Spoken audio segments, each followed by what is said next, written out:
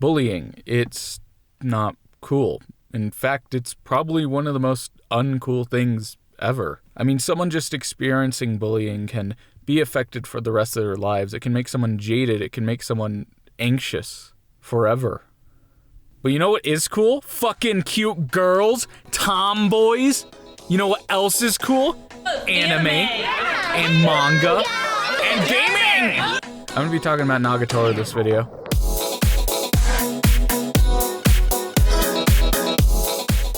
So if you've been around the block a few times, like your mom has, you should be aware of this semi-new phenomenon. So in the anime and manga world of flight and fright, adventure and adversity, there's other things too. Other things you don't quite see in American media, like going to the grocery store. Slice of life as a genre in and of itself is kind of already weird, but let me tell you, there is a way to make it weirder. There's this new kind of, not actually new, it's kind of been around for a while, way to make it weirder. It's a phenomenon that's been in manga for a while, but it's only reared its head recently in the anime world. So I'm just gonna pull a name out of my ass and call this the bully genre. So as a subgenre, this has the specific trope of, how do I put this delicately? Just the love interest really just annoying the ever-loving shit out of the main character. Like, to a point that I don't think it should be considered teasing anymore, and I also think Nagatoro does this best. Also, side note, I'm old enough to remember when it was called Don't Bully Me Nagatoro instead of Don't Toy With Me Nagatoro,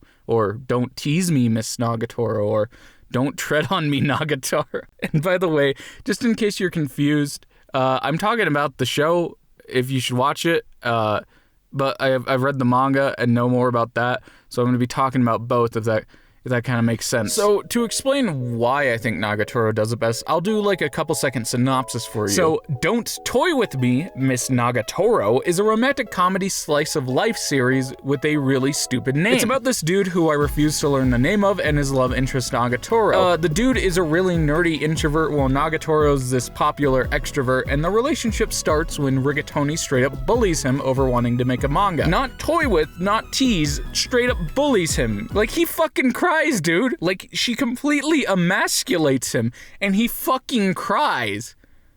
Someone help him! But for real, it's not too bad. I mean, the rest of the series is actually about watching their somewhat rocky relationship grow between them, with fun side characters and silly scenarios. And each one of those strengthens their interest towards one another. And if you follow the type of anime I do, this should be a completely familiar setup, as we've had this about 3 different fucking times by now. But what I think Nagatoro is able to do with this setup is something we're not familiar with, which is really makes it worth the watch. So, the tsundere, as you know, isn't a new concept. Since 1978, that is 43 years ago, the tsundere has been an identifiable character archetype. And for 20-ish years, the 4 nations lived in harmony. But everything changed when the early 2000s attacked, when we finally got to see the oversaturation and probable ruining of the tsundere archetype. And I would say this is all thanks to its best implementation. Asuka Langley is probably the best example of what a tsundere is. An immature mean girl that doesn't like the protagonists and may get sometimes physically abusive towards them. But like, you and me, we fucking know she's into him. It's a character that hides their positive emotions towards their love interest, and I assume the most alluring part is the rare moments where they don't bury their feelings and let them out. And Asuka was fucking ridiculously popular. The tsunderes everywhere. It's the fucking checklist you gotta pull off now. You got the script down, you got the story, cool. You got the voices in it, yeah, that's great. Is it actually animated? Uh-huh. Got the fucking tsundere? The bully subgenre basically revolves around this character archetype, but what differentiates each story is how this tsundere is implemented. We have one where the male lead is the tsundere, we have one where both parties are tsundere, we have one where the life is the tsundere, and lastly, we specifically have the female deuteragonist taking the tsundere role. Are there deuteragonists in rom-coms? I don't know. But here's where the acute pickle comes from. Branching the subgenre off of the genre of slice of life has a certain connotation to it. The slice of life genre has its roots dug into naturalism, which may sound complicated, but it just means the real world. So if your series has to be verisimilitude, I can cross that one off of the word calendar, characterization becomes an essential grounding part for the viewer, especially if your character looks like fucking this.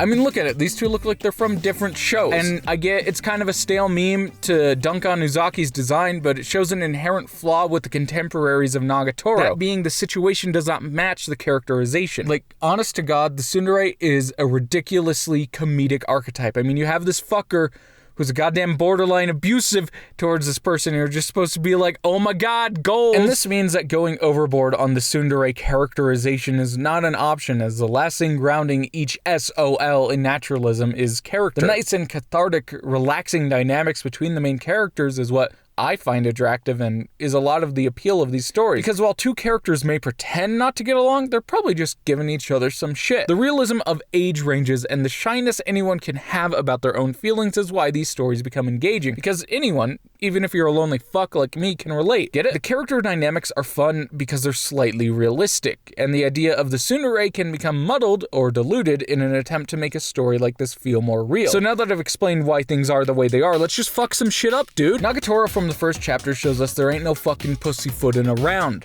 bitch. These two and everyone around them know their role, and they play them like goddamn fiddles! The fun, diluted characters that make up the series that come before and after are no more. Instead of the down-to-earth, realistic friend characters, we have bombastic and potent personalities. Nagatoro doesn't chill around and sometimes annoy this dude, but makes him full-on, like, fucking cry.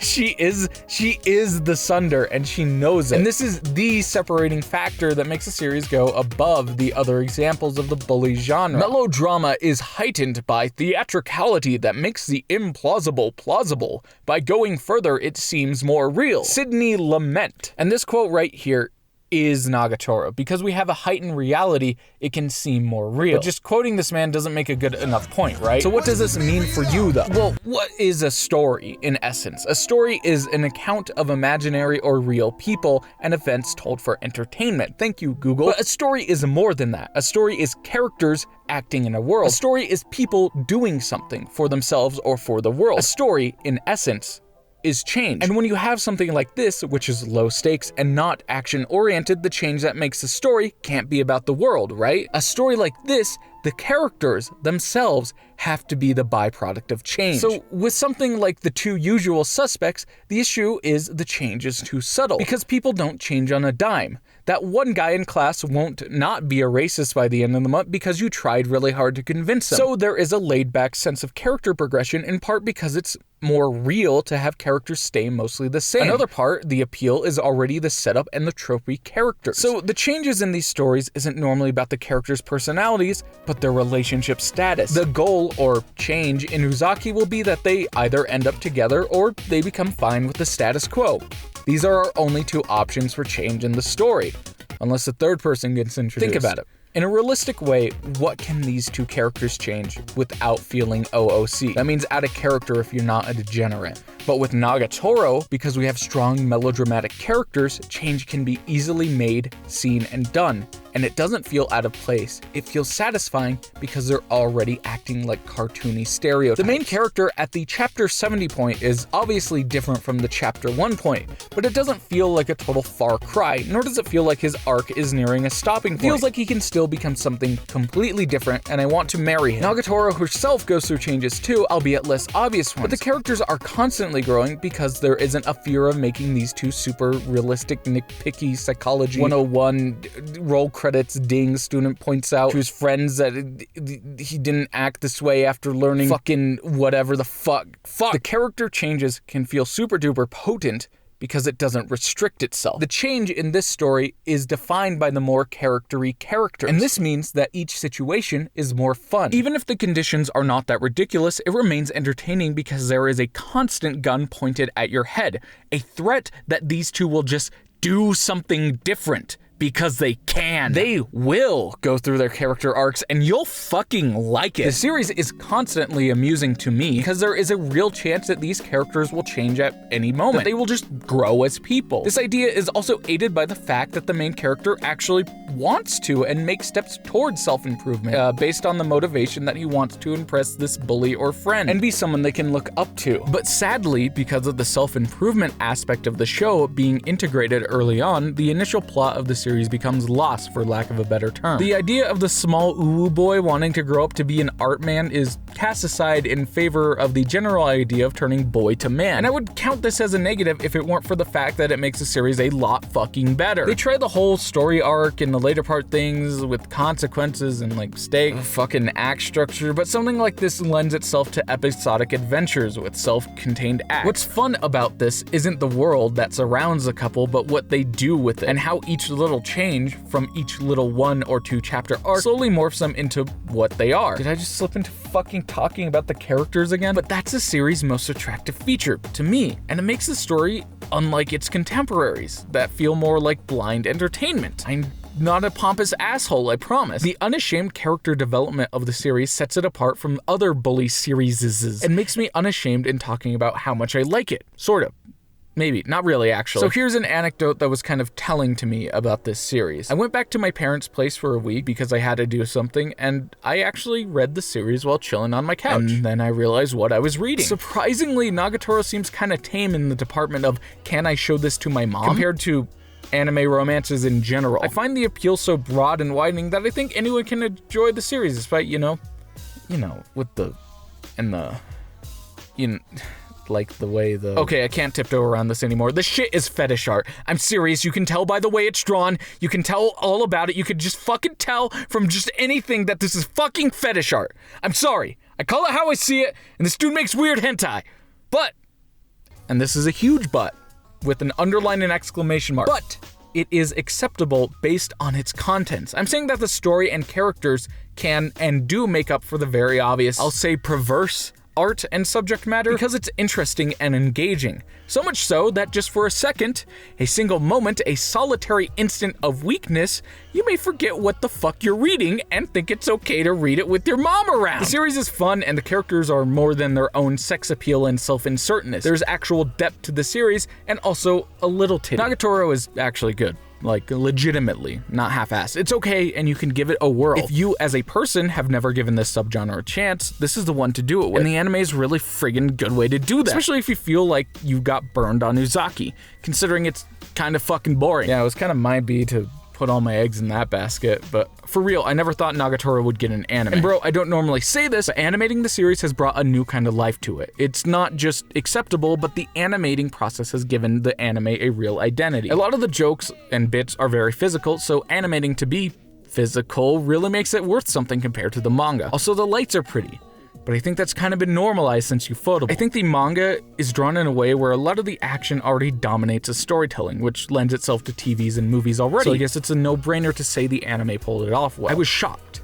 Odd even that it took 6 minutes for the funny Mei music to kick in. I want to call it moody, but I feel as though that's an overstatement. What this does is it takes its time, and I think that's the advantage of the anime. I'm not saying it's a slow burn though. I mean in the moment-to-moment action, it lets everything breathe for a moment, which is really cool of this series compared to what it's got going against it. Taking beats for characters to think or digest what is going on is something I believe a comedy series like this can pull off. The slower pace in which the jokes occur help make them more funny based on the comedic timing, in which the anime now has control of. Instead of the reader reading at their own pace, the studio can meticulously time when it's best to take a beat or to push the gag farther. I think it hits a good middle ground in timing that lets the jokes or feelings land in a good way. The best example is the show's use of establishing shots. It really helps the viewer understand how much Nagatoro is a chaos factor in this dude's life. But this does mean with the timing that in general your experience with the series will be a little longer, because with each episode you're locking yourself into a 20-minute time sink. But yay, we don't gotta read no more because there's voice acting. Good voice acting. Great voice acting even. I don't know, I can't understand the fucking language, so I still gotta read. I really hope this gets a good dub. Okay, I'm gonna sound like an unabashed neckbeard when I say this, but seriously watch this. If you're on the fence about this weird fetishy subgenre, watch it. Or give it another chance if you've been put on the wrong side of the fence. Or just watch it if you've never even heard of the fucking fence. It's good.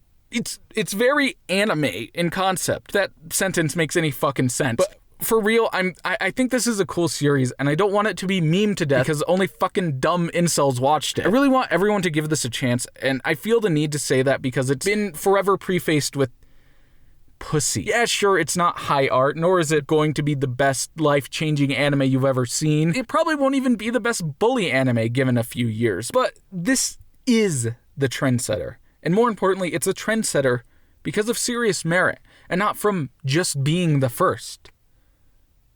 Oh my god, Among Us, Mei Chungus, silly epic doge!